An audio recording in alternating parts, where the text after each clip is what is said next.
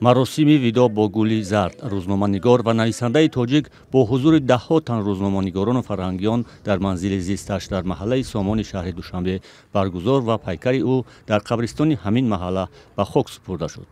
ба гуфтаи наздиконаш ин нависандаи тоҷик аз бемории саратон даргузашт. аз ин гирифторӣ ҳамагӣ як моҳ пеш огаҳ шудаанд. ҳамтоён ва ҳамкасбони Гули Зард аз ӯ ба унвони на танҳо як рӯзноманигори тавоно, балки хеле ҷасуру ҳақиқатгӯ ном бурданд. ман албатта Гули Зардро ҳанӯз аз замоне мешинасам, ки дар дастгоҳи иҷроии президент кор мекард ва ҳамон замон масалан ҳеҷ фарқе байни масалан агар мо ба мансабдорои имрӯз ё онҳое ки дар дастгоҳи президент кор мекунанд муқоиса кунем, мо замину осмон мебинем. чӣ қадар як одами самимӣ.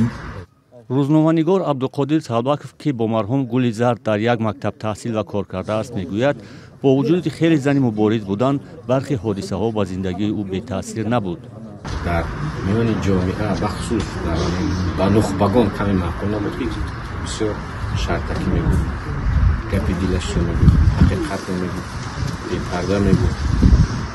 ҳамин исботи беқадриаш аз иттифоқи нависандагон ҳуҷҷаташро гирифтан буд.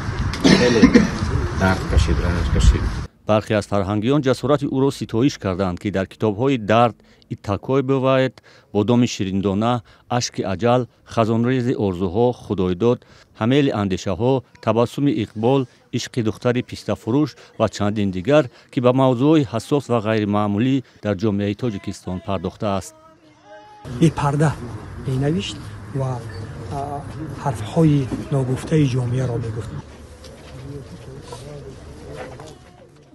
ин рӯзноманигор ва нависандаи тоҷик, ки дар синни 62 солагӣ даргузашт, хатмкардаи риштаи забону адабияти донишгоҳи омӯзгории Тоҷикистон буд. чанд соле дар мактабҳои вахшу фархор омӯзгорӣ карда, баъдан дар солҳои 90 ба Душанбе омад ва корманди бахши фарҳанги дастгоҳи Раисатҷумҳурии Тоҷикистон буд. баъдан дар чанде аз нашрияҳо кор мекард ва умдатан мақолаҳои таҳқиқӣ менавишт. баҳори имсол сафаре ба Амрико дошт. дар маросим шахсон ё ҳайатҳои расмӣ ширкат надоштанд.